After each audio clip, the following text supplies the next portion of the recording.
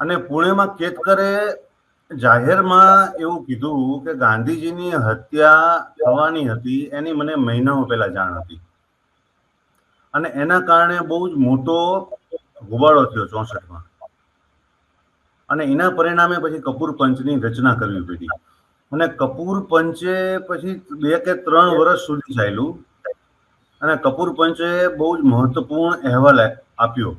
હવે જે હું તમને કહું કે જ્યારે તુષાર ગાંધીએ જ્યારે મને પુસ્તકનું પ્રકાશન કરવાની મંજૂરી આપી એટલે આપણે અંગ્રેજીમાંથી ગુજરાતીમાં લઈએ એટલે કોપીરાઇટ લેવા પડે ત્યારે મને એમને શરત કરેલી કે આ પુસ્તક આખે આખું રજૂ કરવાનું એને 1, 2 ને 3 ભાગમાં નહીં રજૂ કરવાનું. એનું કારણ એ હતું કે હિન્દીમાં જ્યારે આ પ્રકાશિત પુસ્તક થયું ત્યારે હિન્દીના પ્રકાશકે એને પહેલો અને બીજો ભાગ જ પ્રકાશિત કર્યો અને જે સૌથી મહત્વપૂર્ણ ભાગ હતો કપૂર પંચનો એ હજી સુધી કદાચ પ્રકાશિત નથી થયો. હવે એ તુષાર ગાંધીને પછી શંકા કહી જો દરેક પ્રકાશક આવું કરે તો મુખ્ય આખો પુસ્તકનું હાર્દ છે કપૂર પંચ એ જ રહી જાય એટલે પછી એમને મારી યારે શરત કરેલી કે તમે જો કપૂર પંચ જો કરો તો 3 ભાગમાં કરો તો જ આ મંજૂરી છે બાકી કરતા જ નહીં એમ. એટલે અમે એક જ વોલ્યુમમાં 3 ભાગ લઈ લીધા છે અને કપૂર પંચ છે એમાં એમને ખૂબ જ તપાસ કરી છે અને એ વખતે 20મી જાન્યુઆરીએ જ્યારે પ્રાર્થના સભામાં ગાંધીજીની હત્યાનો પ્રયાસ થયો એ અને 30મી જાન્યુઆરી જ્યારે ગાંધીજીની ખરેખર હત્યા થઈ આ બે વચ્ચે 10 દિવસનો ગાળો છે ને એમાં ક્યાં ક્યાં લૂપ હોલ્સ રહી ગયા છે પોલીસે શું કરવાની જરૂર હતી શું ન કર્યું આ બધું કપૂર પંચના અહેવાલમાં તમને મળી જશે. કોણે કોણે તપાસમાં શું ક્યાં એને ઢીલ દાખવી શા માટે ઢીલ દાખવી હતો પ્રશ્ન કારણ કે માણસ જ ન કે મેં શા માટે ઢીલ દાખવી તો પ્રશ્ન પણ પછી કપૂર પંચના અહેવાલમાં પોલીસની ટીકા કરી હતી તત્કાલીન કે ભાઈ તમે 10 દિવસમાં જો ધાર્યું હોત તો અટકાઈ શક્યા હોત પણ તમે નિષ્ફળ નીવડ્યા. હવે નિષ્ફળ નીવડ્યાના તો કારણો એમને એમ કીધું શું કરવું એનું પણ કારણ કે પોલીસ પાસે પોતાની પણ તર્ક રજૂ કર્યા હતા પણ એ તર્ક કપૂર પંચે કીધું હતું કે આ તર્ક ઉચિત નથી ને પોલીસની ઝાટકણી કાઢી હતી એમને. સોરી અચ્છા પોલીસની ઝાટકણી પણ કાઢી છે. હા કારણ કે મુંબઈ પોલીસ અને દિલ્હી પોલીસ છે ને આ બે આ કિસ્સો આખો છે ને જે દિલીપભાઈ હા એ આખા કિસ્સામાં થયું કેવું કપૂર પંચે જ પહેલી વાર તમે કપૂર પંચનો જો બિટવીન ધ લાઈન સમજો ને તો એમાં ચોખ્ખું કપૂર પંચે કીધું હતું કે ઘટના બની દિલ્હીમાં. હવે દિલ્હી પોલીસ ને ઘટના બની ત્યારે 20મી જાન્યુઆરીએ મદનલાલ પકડાઈ ગયો હતો. એક આરોપી મદનલાલ પાહવા હતો એ પકડાઈ ગયો હતો અને એના 2 શબ્દો હતા જે તુષાર ગાંધીએ બહુ વિશેષ ઉલ્લેખ કર્યો છે वो आएगा वो आएगा. वो आएगा એટલે આ वो आएगा છે ને એ બહુ જ હવે એને નિવેદન આપેલું કે હું ક્યાંનો છું ક્યાંથી આવું છું અને હજી પણ આ ષડયંત્ર ચાલુ છે એને સ્પષ્ટ કીધેલું. એટલે દિલ્હી પોલીસે એ વખતે દિલ્હીમાં મુંબઈના એક ઉચ્ચ પોલીસ અધિકારી હતા રાણે કરીને એને બધું આપી મોકલ્યા હતા મુંબઈ અને કીધું હતું કે આ માણસની આજુબાજુ કોણ કોણ છે આ માણસની હારે કોણ કોણ સંકળાયેલા છે એનો તમે તપાસ કરો પણ સમહાવ એ માણસ 3 કે 4 દિવસે મુંબઈ પહોંચે છે. હવે તમે વિચાર કરો કે જ્યારે એક મહત્વપૂર્ણ રિપોર્ટ મહત્વપૂર્ણ બયાન લઈને જ્યારે માણસને દિલ્હીથી મુંબઈ મોકલવાનો આવે છે ત્યારે એને વિમાનમાં આવવું જોઈએ. એની જગ્યાએ એ ભાઈ એમ કે છે કે મને વિમાનમાં ઉલટીઓ થાય છે મને વિમાનમાં એક પોલીસ અધિકારી એવું કહે છે કે મને વિમાનમાં બીક લાગે છે સફર કરતા એટલે ભાઈ દિલ્હીથી મુંબઈ આવવા માટે ટ્રેન પકડે છે.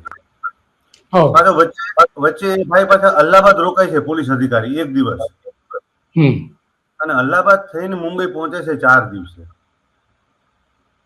એટલે આ વિલંબ એને શા માટે કર્યો તો એને કપૂર પંચ સામે એવું કીધું કે મને તો વિમાનમાં આવવામાં ડર લાગતો હતો અને મને કોઈ એવી સિરિયસનેસ મને દિલ્હી પોલીસે કીધું નહોતું કે તમારે કેટલા સમયમાં પહોંચવું, તો હું શાંતિથી મુંબઈ આવ્યો. એટલે હવે મુંબઈમાં એ વખતે તત્કાલીન ઉચ્ચ અધિકારી જેની મોરારજી દેસાઈને ખૂબ જ વિશ્વાસ હતો, જે ઉચ્ચ પોલીસ હતી, જીમી નગરવાલા.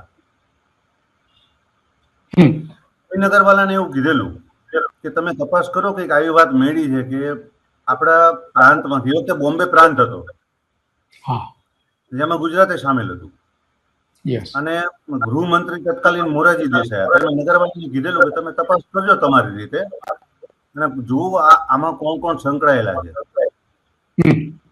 પણ જીમી નગરવાલાએ સમહાવ કંઈક બહુ અલગ અલગ જ થિયરીઓ આપી કે મને તો એવું લાગે કે ગાંધીજીનું અપહરણ કરવું છે કે એના ઉપર પણ કપૂર પંચે બહુ જ કટાક્ષ કર્યો છે કે ગાંધીજીની અપહરણની થિયરી તમે રજૂ કરો છો એ કોઈ રીતે કોઈ મેચ જ ન થતી જે બીજા સાક્ષીઓ એના નિવેદનો એના ઉપર.